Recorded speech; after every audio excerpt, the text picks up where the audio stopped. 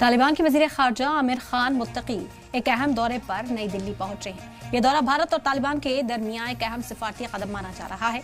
हालांकि भारत ने अब तक इस्लामिक अमीरात अफगानिस्तान को ऑफिशियल रिकॉग्नाइजेशन तो नहीं दी है, लेकिन अगस्त 2021 में तालिबान की हुकूमत आने के बाद से दोनों ममालिक के बीच इंसानी इमदाद और तजारती ताउन के जरिए लगातार राब्ता बना हुआ है।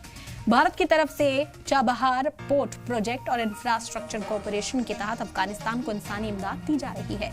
सितंबर में आए तबाहकुन ज़लज़ले के बाद भारत सबसे पहले राहत भेजने वाले ममालिक में शामिल था।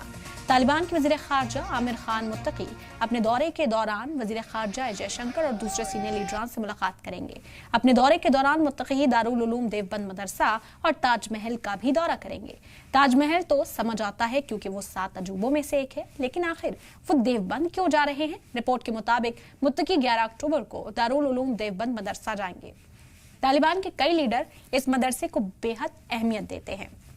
पाकिस्तान के खैबर पख्तूनख्वा सूबे में मौजूद दारुल उलूम हक्कानिया मदरसे का क़याम देवबंद मदरसे की तर्ज पर ही किया गया था।